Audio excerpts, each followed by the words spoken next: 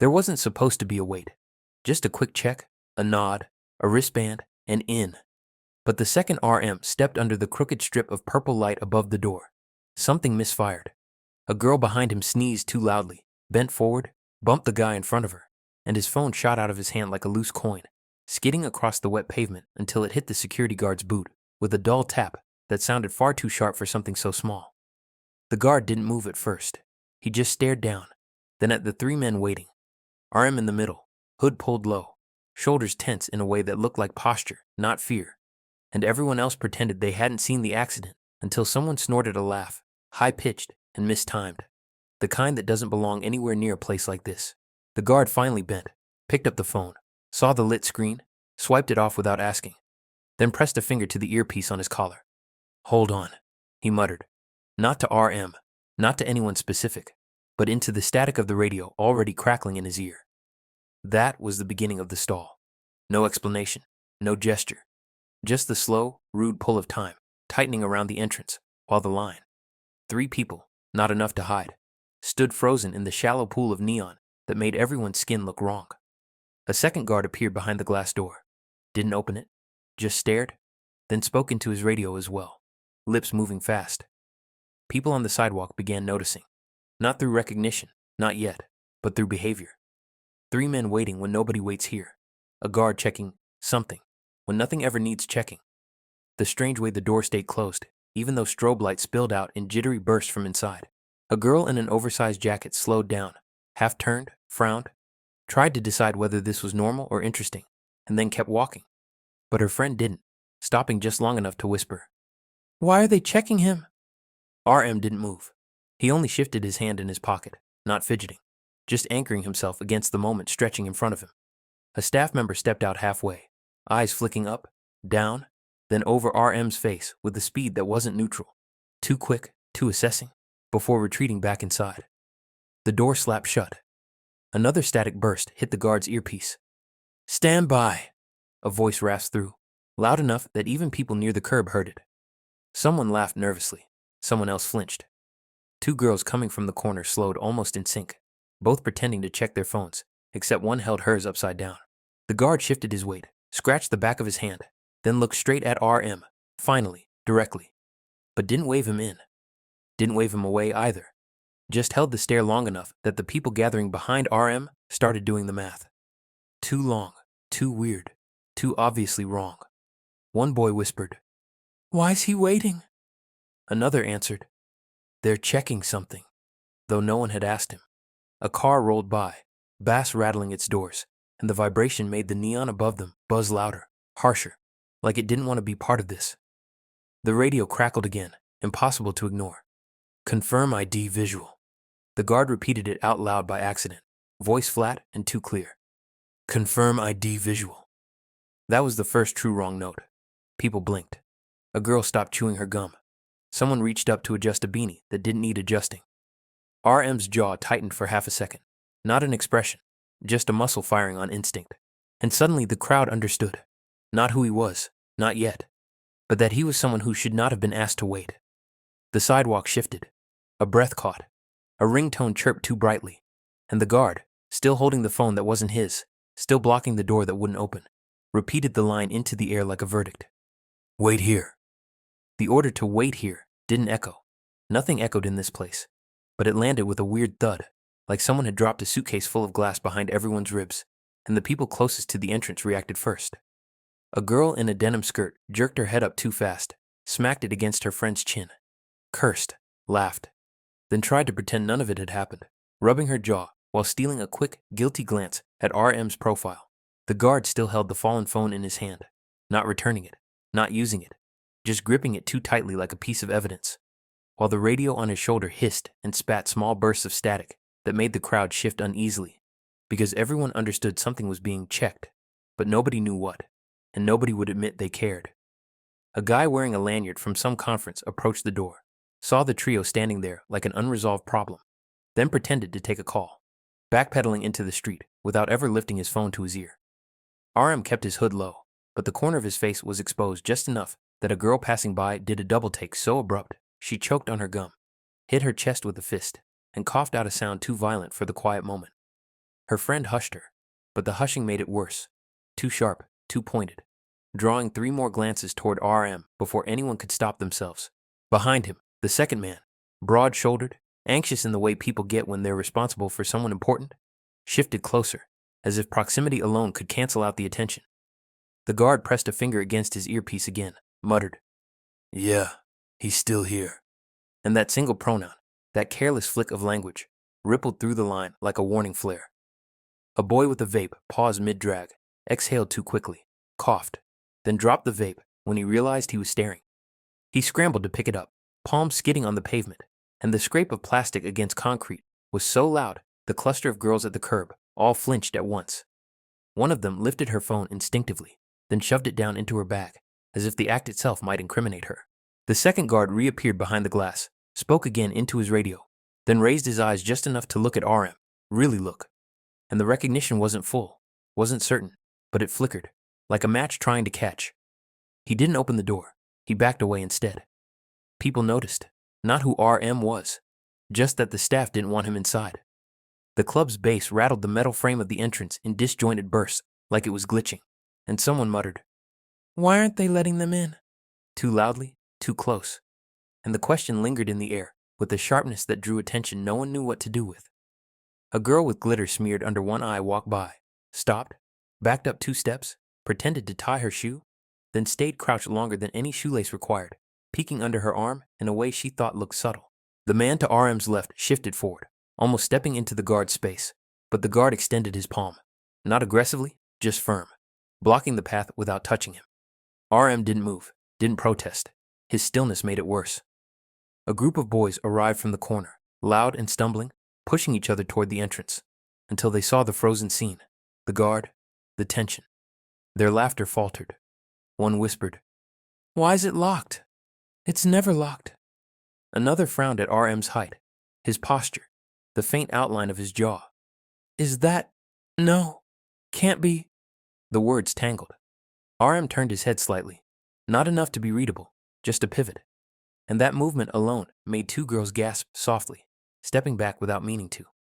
Nobody was screaming. Nobody was calling out.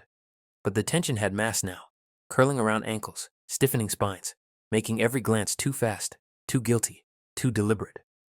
The radio spat again. "Hold position. Verification in progress." The guard repeated it under his breath, unaware, or uncaring, that people heard.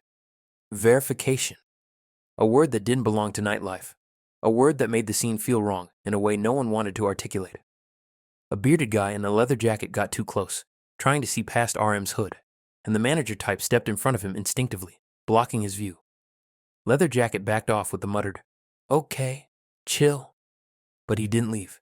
He drifted sideways, circling like he was searching for a better angle. Someone else tripped over the curb behind him, grabbed a stranger's arm too hard, apologized too loudly, and the apology itself ricocheted through the cluster like a siren. RM didn't look up. He just breathed, a slow, steady inhale that made the girl crouching by her fake shoelace stand abruptly, flustered, wiping her hands on her skirt, even though they weren't dirty. People were gathering now. Not a crowd, not yet, but a shape, an accidental perimeter, a makeshift stage. Phones hovered, but didn't rise. Faces turned, but didn't settle. The neon above blinked once, then twice, casting a stuttering purple smear across RM's cheek. And then, the second guard's voice cut through the radio again, louder this time, unmistakable. "We need confirmation. He looks like him." The sentence wasn't meant for the crowd, but it landed in the middle of it, sharp as a dropped knife. A boy whispered, "Looks like who?" And everyone around him suddenly had a reason to stare harder. The delay wasn't just a delay anymore. It was a question. One that no one wanted to answer first. One that felt dangerous to say out loud. Someone swallowed loudly. Someone else took a step back. But no one left. Not now. Not with that word, confirmation, still hanging in the air like a dare. The word confirmation didn't settle. It scattered, landing on different people at different angles, making reactions clash instead of align. A girl near the curb blurted out, "No, that's stupid." Too fast, too defensively, as if arguing with herself. A guy beside her said, "But if it is?" And someone shushed him so aggressively their bracelet snapped, beads hitting the pavement in a messy, skittering spray that drew even more eyes toward the center of the scene. The guard still hadn't opened the door. Instead, he pressed the radio closer and muttered something low, too low to catch, while RM stood perfectly still, hood deep over his forehead, not hiding, just caught in the open in a way that made hiding impossible. A couple walking past slowed down, the girl tugging her boyfriend's sleeve, whispering, "Why are they checking him like that?" Her boyfriend shrugged, looked once at RM, then looked away too fast, mumbling, "Dude looks familiar," before pulling her along, as if leaving quickly could undo the attention he'd just given. Behind RM, the man who might have been staff stepped slightly in front of him, not blocking the view completely, but creating a half wall with his body. And that act alone made the people closest to them lean forward, like they had collectively smelled something spilling. A boy raising his phone for a selfie paused mid-motion, his screen catching RM's silhouette by accident.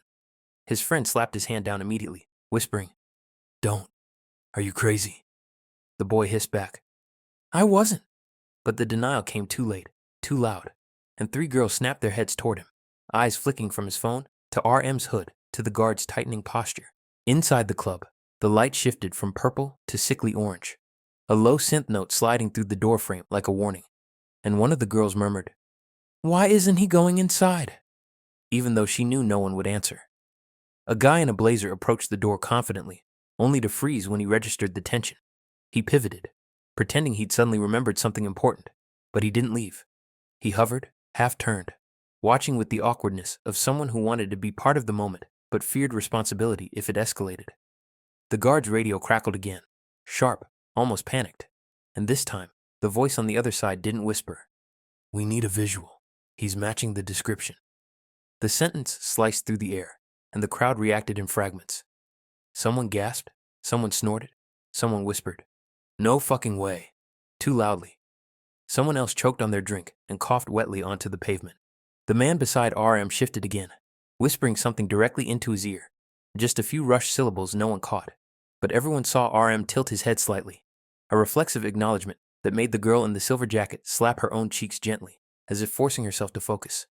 That tiny motion made two phones rise halfway before their owners panicked and jerked them back down, pretending to check messages, fingers trembling. A guy with a camera bag, not even opened, took a hesitant step toward the trio, then stumbled when someone behind him shoved him accidentally on purpose, muttering a rushed, "Sorry," that didn't sound like one. By now, the sidewalk felt too full, too narrow. Bodies were angled instead of positioned, like everyone was trying to look without appearing to. A drunk couple stumbled out of an alley, laughing, leaning on each other. They walked into the scene without context, froze mid-giggle as if hitting an invisible wall, then muttered something like, "What's happening?" before awkwardly sidestepping through the tension like swimmers pushing past kelp. The radio blared again, louder this time, frantic in a way that didn't match the guard's stillness. "We need to know if it's him. The upstairs office wants confirmation." Upstairs office. A phrase that didn't belong anywhere near a door like this. A phrase that instantly made people recalibrate their distance to RM. A girl grabbed her friend's arm so hard the friend yelped. "Stop staring," the friend hissed, but didn't stop staring. Another group, three boys in streetwear, drifted closer, pretending to wait in line even though there was no line, one of them whispering, "Dude, is that who I think it is?" His friend elbowed him sharply. "Shut up. Don't say it." But the silence after that elbow wasn't calm. It buzzed with the effort of swallowing names that wanted to be spoken. RM exhaled slowly, a breath that wasn't dramatic, just human. But in the swollen tension of the crowd, it felt like a signal. A girl flinched. A boy stepped back. Someone dropped their lip gloss. It rolled in a crooked arc until bumping against RM's shoe, and the girl who dropped it squeaked an apology, grabbing it too fast, knocking into another stranger, and the chain of bumping, shifting bodies spread outward in a way that made the guard brace his stance. Then, abruptly, the second guard behind the door lifted a sheet of paper to the glass, showing it to the man with the radio. Just for a second, long enough for the crowd to register. It wasn't a guest list or a flyer. It looked like a printed photo. The guard outside stared at it, then at RM, then at the paper again. He didn't say yes. He didn't say no. But the uncertainty spread through the group like a glitch. People reevaluating RM's posture, his height, the shape of his hood, the angle of his chin. A girl whispered, "It's him." Another whispered, "It can't be." The contradiction didn't cancel. It doubled. Someone from the back shouted, "Can we go in or what?" And the guard snapped back, Wait. Harsher than he meant to, and suddenly all the wrongness was undeniable. Not because anyone recognized RM, but because everyone recognized that he shouldn't have been recognized at all. And still, the door stayed closed, and RM stayed waiting, and the crowd stayed watching, pretending not to. The delay had become the problem, and the problem had become a spectacle. The spectacle tightened without warning. 1 second people were pretending to mill around. The next, they were bunched into uneven clots of bodies, each group pretending the other didn't exist while staring straight past them. A girl in platform boots tried to edge closer for a better look, but her heel caught on a crack, sending her pitching forward. She grabbed the nearest person, a stranger in a leather jacket, who yelped and shoved her off reflexively, making her stumble again, this time straight into the shoulder of the man standing beside RM. He didn't fall, but the jolt snapped every nearby head toward the movement, the way a flock reacts when one bird missteps. Someone gasped, someone laughed, someone hissed, "Stop, stop, stop," as if saying it 3 times could undo what had already happened. The guard cursed under his breath and stepped forward at last, not to open the door, but to widen his stance, blocking the entrance entirely with his body. The radio crackled again, angry, confused. "Do you have the ID? We need visual alignment." He turned away from the crowd as if shielding the conversation, but his voice carried anyway when he muttered, "They don't match, or they do. I don't know. Just hold."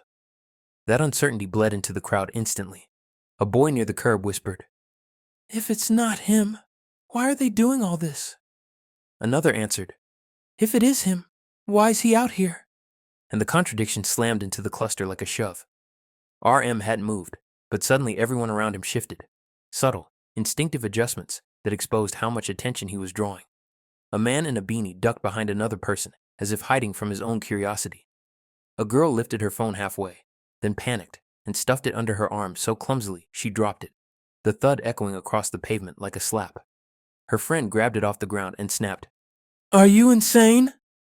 But the whisper was too loud, and 3 people looked over, with that furtive guilt of being caught participating. The paper still pressed against the glass door. The printed face, the staff checking, rechecking, comparing, had done something no scream could have. It made the hesitation official. The fact that someone upstairs needed to decide if RM could step through this door made the entire situation tilt into something unstable. A girl pushed her way forward, breathless, pretending she just needed to ask the guard something unrelated. "Sorry, are you letting people in?" He held up a hand without looking at her. "Not now." She froze, eyes flicking to RM, then away so sharply it looked painful. Someone else muttered, "He's really just standing there." And the tone, disbelief mixed with something close to secondhand embarrassment, rippled through everyone who heard. The neon flickered again, this time strobing over RM's hood, just long enough for a boy in the back to shout, "Wait, hold up," before his friend slammed a hand over his mouth. "Shut up, man." But the half-formed recognition had already dropped into the center of the group like bait. People leaned, people squinted. People pushed their hair back to clear their line of sight, movements too synchronized to be natural. The second guard appeared again, pressing both palms against the glass now, mouthing something to the first guard that nobody outside could hear, but the urgency was unmistakable. He was shaking his head, pointing at RM, then at the photo, then at the radio, and each gesture sharpened the nervous buzz around them. A girl whispered, "This is so awkward," and her friend whispered, "Don't say awkward, it makes it worse." And that exchange, small, pointless, painfully human, became the new center of gravity. Everyone suddenly aware of how uncomfortable they were, how trapped the moment felt, how none of them knew whether they were allowed to look or obligated to. A man brushing past the scene froze mid-stride, recognized the tension if not the person, and muttered, "What the hell is going on?" Loud enough for RM to hear.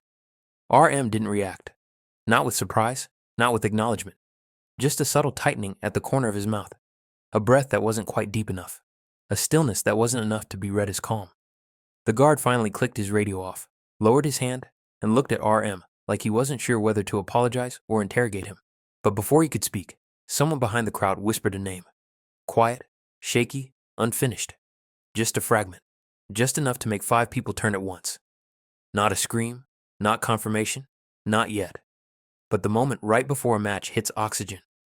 The fragment of the name, half spoken, half swallowed, didn't catch cleanly.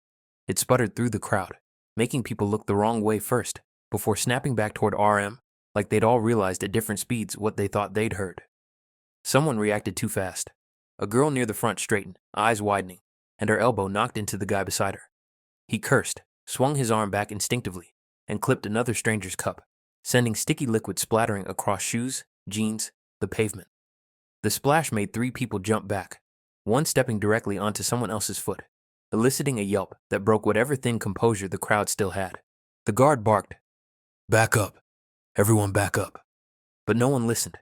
If anything, they leaned forward, drawn in by the chaos, by the possibility, by the way RM's face finally angled just enough for the hood to slip back a fraction. Not a reveal, not a gesture, just gravity pulling fabric at the worst possible time. Phones rose, fast now, openly, like instinct overriding caution. One girl lifted hers too high, panicked, jerked it down, smacked it against her own collarbone, winced, and still hit record. A guy in a windbreaker shoved closer, holding his phone flat against his chest, as if that made it invisible.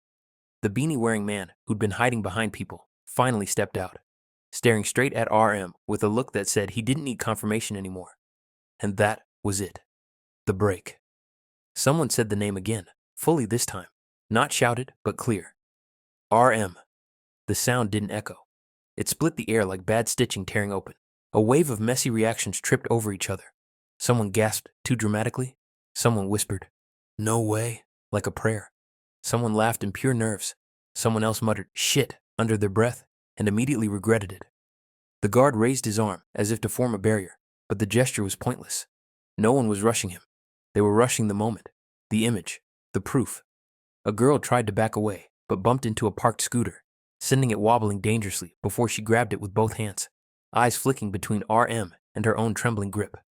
The second guard behind the door finally unlocked it, but only to crack it open 2 centimeters, peering out like a spectator instead of staff. RM didn't move. Not forward, not back. He just stood there, caught in the raw, unfiltered collision of recognition and disbelief, his presence suddenly undeniable in a place designed for anonymity. A boy at the edge of the crowd muttered, "This is so bad." Not judgment, not mockery, just a stunned observation of the social rupture unfolding. Someone's flash fired directly into RM's chest, too bright, too white. The girl who took it flinched backward, almost dropping her phone, whispering, "I didn't mean..." But the apology dissolved immediately under the weight of more phones rising, more faces twisting, more gas leaking out in every direction. The guard hissed into his radio, "We've lost control out here." And the phrase spread through the people closest to him like a spark. Lost control. Not a fight, not a scandal, just a breach. Public image colliding with a place that should never have held it. One of RM's companions touched his arm lightly, whispering something urgent. But the sound was eaten by the crowd's chatter. The door behind them opened another inch, someone inside gesturing them inward. Not welcome, not warmth, just a desperate attempt to seal the scene before it exploded further. But the invitation was too late. The damage wasn't about entry anymore. It was about exposure. Phones kept recording. People kept reacting. A girl on the curb was already typing something, thumbs frantic, screen glowing in tiny, incriminating bursts. The night didn't climax. It curdled, thickened, congealed into the single undeniable fact that RM had been here, waiting, stalled, caught in a place that made no sense for him to occupy. And as the trio finally moved, sliding sideways, not into the club, not into escape, just trying to carve space through the swarm, the crowd parted in jagged, uneven lines, everyone pretending not to make room while making room all the same. The moment didn't resolve. It just stretched, snapped, and stayed. An image already forming, already leaving the pavement, already being edited, rewatched, misinterpreted, shared. When RM stepped past the last cluster of people, someone whispered the question out loud, quiet but sharp enough to cut through everything. "Why was he even here?"